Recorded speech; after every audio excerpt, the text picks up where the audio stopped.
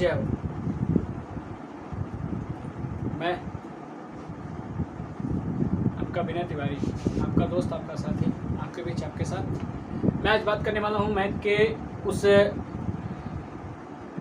Chapter को जिसका नाम समुच्चय है। समुच्चय आखिर क्या है, क्यों बना, कैसे बना, क्या ज़रूरत पड़ी इसके गणितज्ञ कौन है, उनकी सोच क्या थी इसके पीछे, उन्होंने क्यों इस चैप्टर को एक नया रूप दिया, एक नया नाम दिया, इसके पीछे की वजह क्या।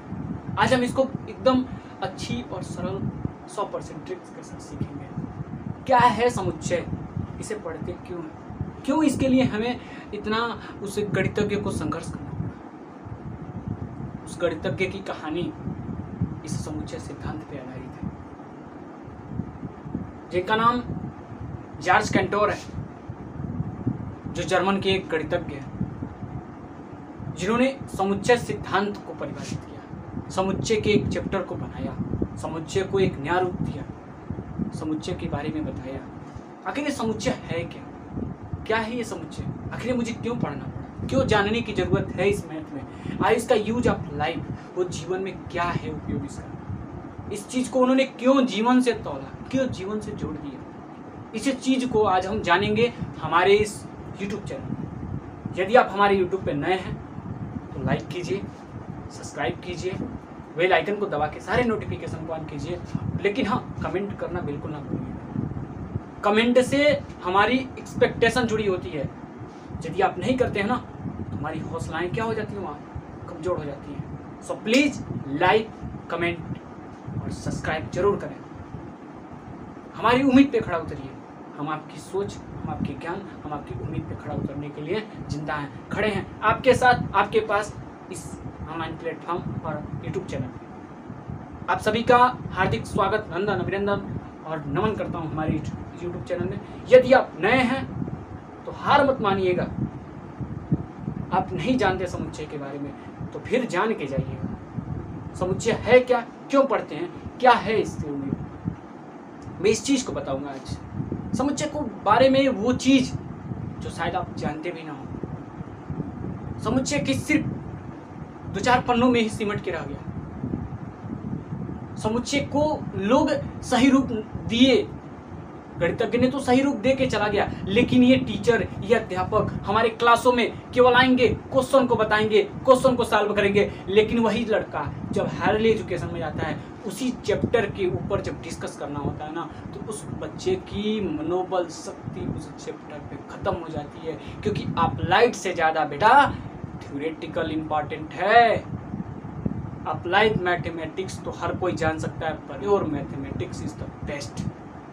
Pure mathematics is a best manner and best qualification in your mathematics topics. मैं आपको एक चीज बताना चाहता हूँ कि जो समुच्चय सिद्धांत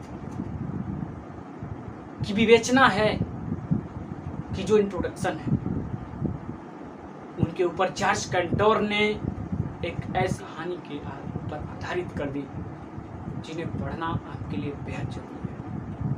जॉर्ज कैंटोर एक बार अचानक अपने त्रिकोणमिति प्रश्नों को सॉल्व कर रहे थे। उन्होंने सॉल्व करते करते करते करते होता है इंसान थक जाता है, जानने के बाद भी इंसान रुक जाता है। हर चीज को उन्होंने सीखा, क्योंकि आपको पता होगा त्रिकोणमिति में हर एक सीरियल वाइज क्या लगा हुआ है, त्रिकोणमिति के सारे सूत्रों को सुव्यवस्थित किया गया है। उन्होंने इस बारे में बहुत सोचा और उन्होंने बताया कि ये जो समाज है, जो ये जीवन है, हमारे जीवन में भी सम्मानों को, कास्टों को, चीज़ों को हमें एक जगह सुव्यवस्थित करने की ज़रूरत है। इस समाज में तमाम तरह की वस्तुएं हैं, हर एक चीज़ को ये समाज में रहने वाले लोग कैसे सुव्यवस्थित करते होंगे। इन्होंने उस रूप को एक समुच्चय का रूप बनाया, ताकि समुच्चय में इस चीज़ को उन्होंने बताया ताकि आप इसको जान सकें आखिर समुच्चय सिद्धांत बना क्या। मैं आऊँ सीधे क्वेश्चन लगाऊँ, क्वेश्चन बताऊँ, हर एक चीज़ को मेरी बताना बिल्कुल है, लेकिन वो चीज़ आपको जाननी चाहिए जिस चीज़ को आपको समाज में डिस्कशन के तौर पे, आपको जब हायर एजुकेशन में जाएंगे इस टॉपिक पे डिस्कस करना हो तो आप कैसे करें। जॉर्ज कैंटोर जब त्रिकोणमिति के प्रश्नों को सॉल्व करने लगे तो सॉल्व करते करते एक समय ऐसा आया कि उन्हें समुच्चय का खोज करना ही पड़ा। तो आज समुच्चय के बारे में पढ़ना है। समुच्चय की खोज क्यों हुई, मैं इस चीज़ के बारे में बताऊंगा। समुच्चय है क्या, मैं इस चीज़ के बारे में बताऊंगा। समुच्चय क्यों बना, मैं इस चीज़ के बारे में बताऊंगा। समुच्चय को पढ़ना कैसे है, मैं इस चीज़ के बारे में बताऊंगा। पहली चीज़ मैं आता हूँ, समुच्चय क्या है।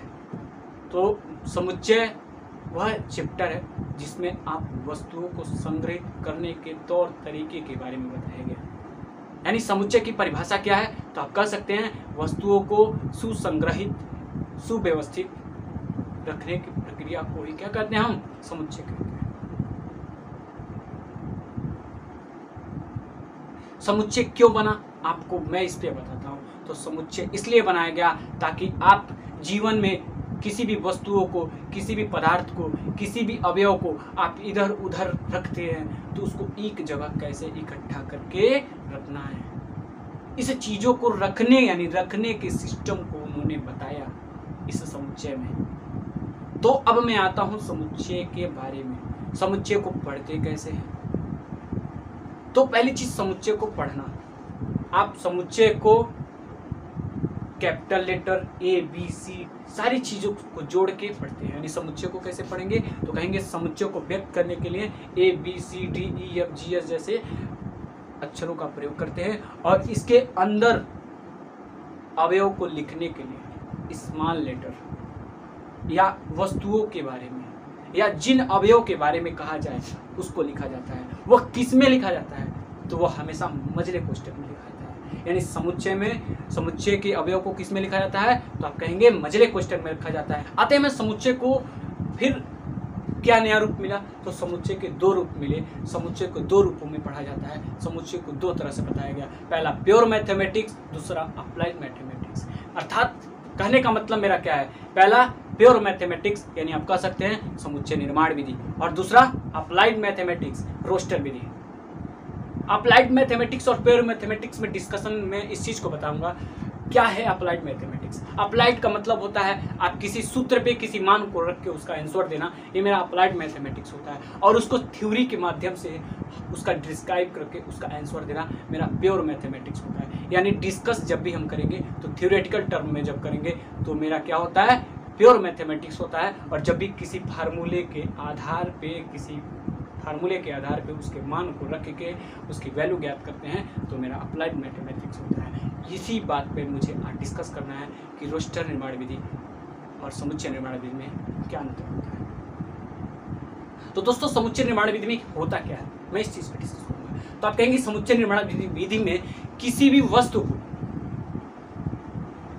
एक अपनी भाषा में लिख के बताने के तरीके होते हैं जिसे मजले कोष्ठक में लिखा जाता है, वो मेरा समुच्चय निर्माण विधि होता है। और उस समुच्चय निर्माण विधि को सीधे अप्लाइड करते हैं, यानी जो उस थ्योरेटिकल में बोला है उस चीज को आप न्यूमेरिकली तौर पे दिखाने वाली प्रक्रिया जो होती है हमारी रोस्टर विधि कहलाती है।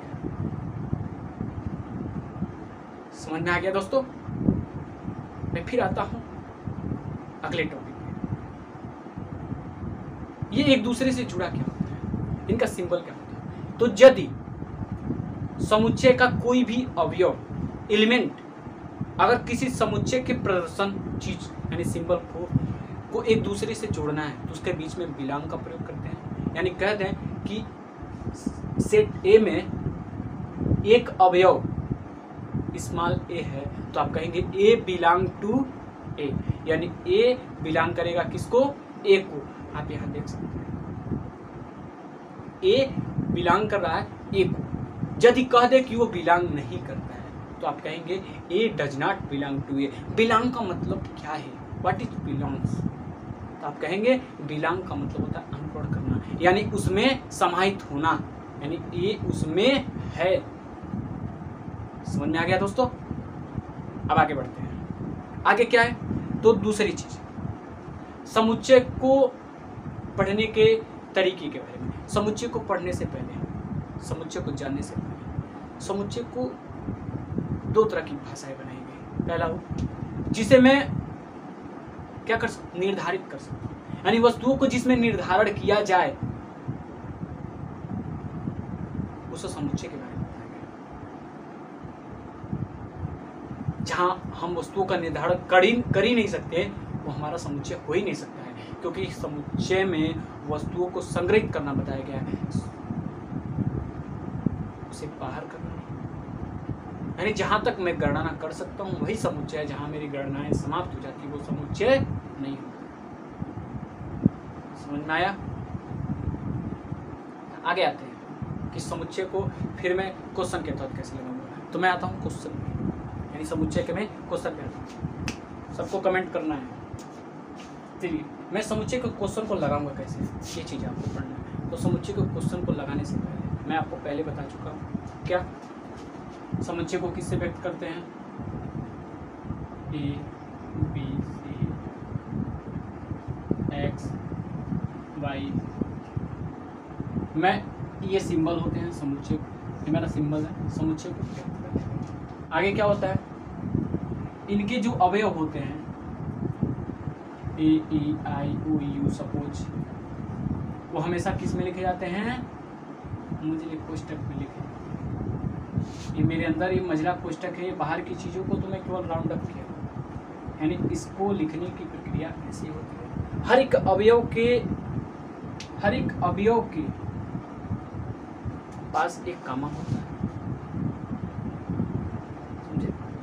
यदि कोई अवयव स्मॉल ए किसी समुच्चय को बिलोंग करेगा तो उसे ऐसे लिखते हैं। यदि कोई अवयव समुच्चय को बिलोंग नहीं करता है तो हम इसको ऐसे, समझ गए दोस्तों? ये चीज थी समुच्चय के बारे में। अगले नेक्स्ट वीडियो में आपको मिलेगा समुच्चय पे सवाल। कमेंट बॉक्स में बताइएगा कि मैं समुच्चय पे सवाल एनसीईआरटी पैटर्न के आधार पे बताऊं या अदरवाइज जो प्राइवेट बुकें आती हैं उसके आधार पे बताऊं। आप कमेंट बॉक्स में दोनों तरह के मैं क्वेश्चन कोशिश करूंगा, जहां तक हो मैं दोनों तरह के आपको क्वेश्चन बताऊं। बट मेरी जहां तक कोशिश है आप एनसीईआरटी पैटर्न के क्वेश्चन को ज़्यादा पढ़िए, क्योंकि हर जगह हर क्षेत्र में एनसीईआरटी पैटर्न के क्वेश्चन इंपॉर्टेंट है। इसलिए हमेशा बोलूँगा एनसीईआरटी पैटर्न को बुक को अच्छे से पढ़िए, अच्छे से जानिए, क्योंकि एनसीईआरटी पैटर्न का बुक ही एक ऐसा आपके हथियार है जो आपके क्षेत्र में आपके कॉम्पिटिटिव लेवल पे हर एक तरह से आपको क्या करेगा, आगे बढ़ाएगा। यदि आपको ये वीडियो अच्छा लगा हो तो प्लीज़ इसे लाइक करें, सब्सक्राइब करें और कमेंट करें। जहाँ से तक कोशिश करें, यानी जहाँ तक कोशिश करें कि ये वीडियो शेयर करें, ताकि आपके साथ साथ हर वो इंसान जुड़े जिसे मेरे साथ जुड़ना चाहिए। यदि आप मेरी उम्मीद पे जिंदा हैं तो मेरी बुराई करने वाले भी मुझसे शर्मिंदा हैं। यदि आप मेरी उम्मीद पे खड़े हैं तो मेरे पीठ पीछे वार करने वाले भी बड़े हैं। Just support my YouTube channel, please like, subscribe and comment.